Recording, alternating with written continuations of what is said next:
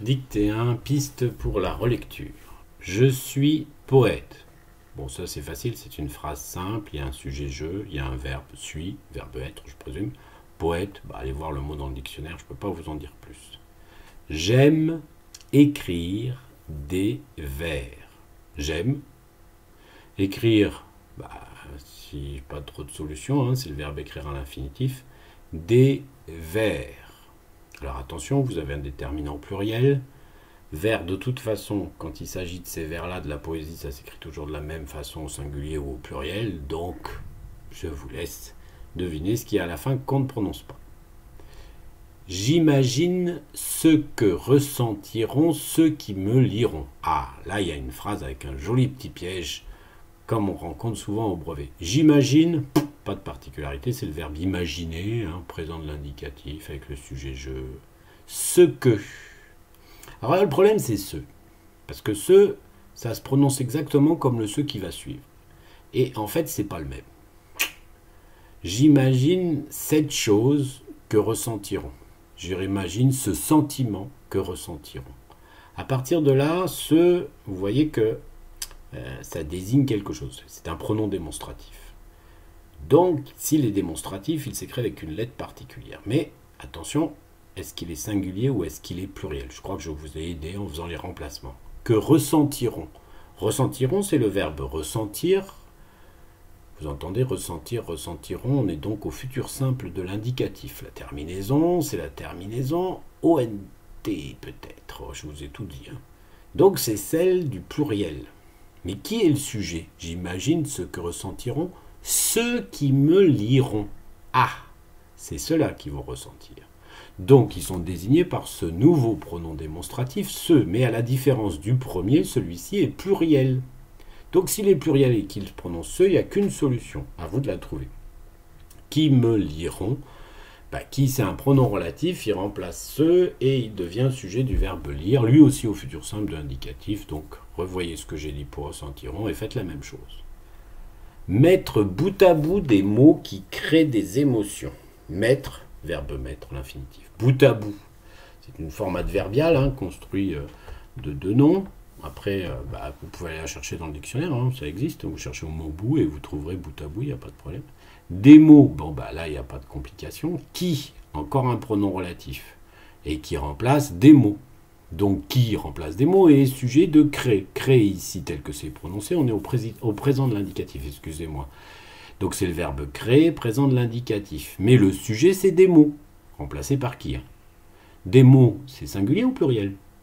À partir de là, la terminaison, elle va être...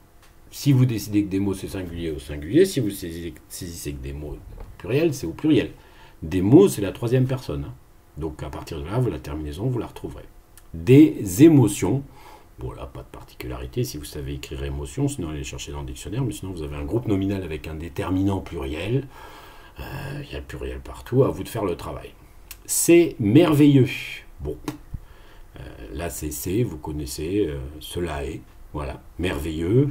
Faites attention quand même à la fin pour ceux qui ne pensent pas bien, puisque le féminin, ça donne merveilleuse. C'est un de ces adjectifs un peu particuliers. Et pourtant. Et, mais où est donc Ornicard? Pourtant, encore une préposition, voilà, qui est formée de pour et de temps, à vous. Je n'arrive pas, c'est le verbe arriver à la forme négative, présent de l'indicatif, pas de particularité, à émouvoir, c'est l'infinitif émouvoir, celle que j'aime. Alors attention, rien ne nous indique si celle est au singulier ou au pluriel. Celle, on voit bien que c'est un démonstratif, donc toujours la même lettre. Maintenant... il va falloir qu'on se pose des questions. Moi, je regarde, j'essaye de voir sur la suite du texte. Si à la suite du texte, on a la réponse, si c'est singulier ou pluriel. Je vous dirai à quel endroit. Mais pour l'instant, on ne sait pas. D'accord? Que j'aime. Bon, là, si vous faites des erreurs, moi, je ne sais pas quoi faire. D'accord? C'est, c'est le même que de c'est merveilleux. À elle, si vous avez trouvé le L, c'est le même. Que j'ai écrit. Que j'ai écrit quoi? Le plus de poèmes. Le complément d'objet direct est placé après et écrit. Donc, écrit est invariable. Par contre, faites attention. Écrit au féminin, ça fait écrite. Donc, il y a une consonne muette qu'on ne prononce pas. À vous de ne pas vous tromper. Le plus 2, ça fait beaucoup 2. Hein. Donc à partir de là, poème, il va falloir décider si c'est singulier ou pluriel. Le plus 2, je vous dis, c'est beaucoup 2. Hein. Je ne compte plus. Là, c'est le verbe compter, faites attention, hein, il a une consonne muette dans le son qu'on prononce rarement. Je ne compte plus le nombre de vers. Donc ça veut dire que j'en ai écrit beaucoup. Le nombre, singulier, de vers, revoyez la deuxième phrase, hein, jamais écrire des vers, que j'ai écrit. Ah, qu'est-ce que j'ai écrit? Le nombre de vers. Donc j'en ai écrit beaucoup. Donc si j'ai écrit beaucoup de vers, c'est le pluriel. Que j'ai écrit. Or, le complément d'objet direct est placé avant le participe passé, conjugué avec avoir. Donc, il y a une règle. Participe passé, conjugué avoir, ne s'accorde qu'avec le complément d'objet direct si et seulement s'il est placé avant l'auxiliaire avoir. C'est bien le cas ici. Or, le complément d'objet direct est pluriel. Donc, écrit, avec cette consonne muette dont je vous ai parlé tout à l'heure, doit prendre peut-être une autre lettre qui indique le pluriel. Pour elle, là, pas de particularité. Jamais... À vous de savoir écrire le mot jamais, l'adverbe jamais, excusez-moi. Elle ne me répond. Attention, c'est le verbe répondre. Troisième personne du singulier, normalement on met un T. Mais les verbes en dreux, j'aime bien embêter le monde. Donc allez voir la conjugaison de répondre, c'est peut-être la meilleure chose à faire. Quand je croise son regard, bon là, pas de particularité, hein, vous avez une proposition subordonnée conjonctive commençant par quand. Je croise, verbe croiser, verbe régulier du premier groupe, son regard. Si c'est un déterminant possessif, c'est que quelqu'un possède regard, je crois que c'est fait, son regard, donc vous ne trompez pas, hein, c'est peut-être pas l'auxiliaire être, hein, mettez-le en imparfait, hein, quand je croisais tes regards, si ça veut dire quelque chose, vous me dites, c'est encore, toujours le même, hein, c'est merveilleux, c'est Mashtael, etc., c'est exactement, ça vient de exact, attention, les adverbes de manière sont construits normalement avec le féminin de l'adjectif sur lequel il est construit, plus MENT. Le féminin, c'est la marque E, donc exactement, vous ne trompez pas. Le même, pas de particularité. Quelle adresse, le regard qu'elle adresse, mais là, pas de complément d'objet direct, puisque de toute façon, il n'y a pas de participe passé. À tous les autres, à. Est-ce que A, on met un accent ou pas? Ben, on remplace par l'imparfait. Hein. Qu'elle adressait avec tous les autres. Est-ce que ça a un sens ou pas? Si ça n'a pas de sens, c'est la préposition avec accent. Tous les autres, attention à tout.